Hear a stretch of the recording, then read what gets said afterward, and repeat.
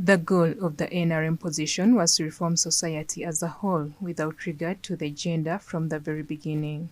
This has become clear during the past 37 years, beginning with leadership and social welfare, particularly in government programs aimed at ending poverty in Uganda, the majority of which benefit women.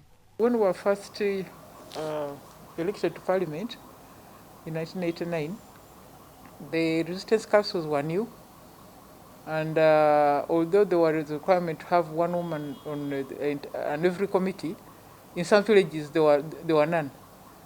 No one had the confidence to go and be part of, contest and become a member of the committee.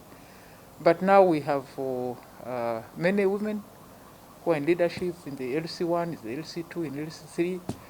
I think we have a number of LC5 chairpersons. We have members of parliament. We have, there's been an improvement in the judiciary. A few more women have been appointed in the judiciary. Even in the, within the cabinet now, we are beyond the 30%. So there's been a lot of progress. The biggest empowerment that the NRM has given is leadership for the women. The current situation is so empowering that many women are now role models. When I was growing up, you would look for role models because they were not there in leadership. There were very few in offices.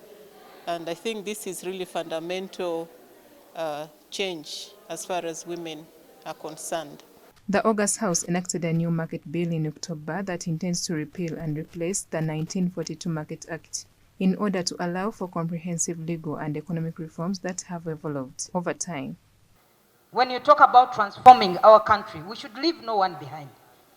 But Right Honourable Speaker, as WOPA, we did facilitate the market bill, which was passed by this House in October.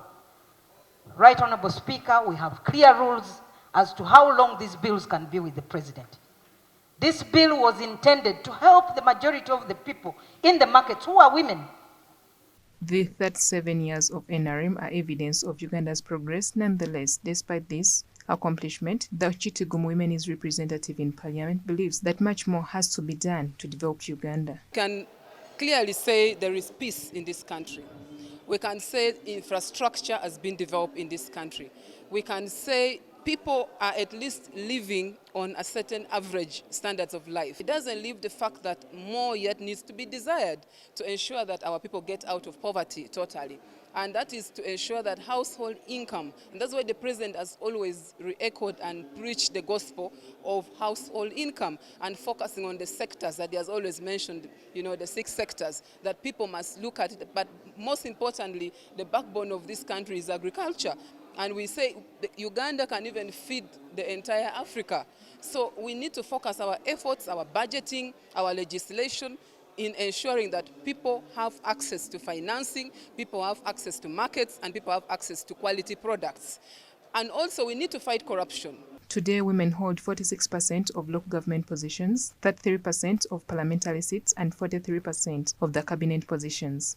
Not only that, but also 38.2% of the businesses in Uganda are purely owned by women, which attests to the good work of NRM in fighting gender inequality. Monica Nabyonga, Smart 24 TV, Business Today.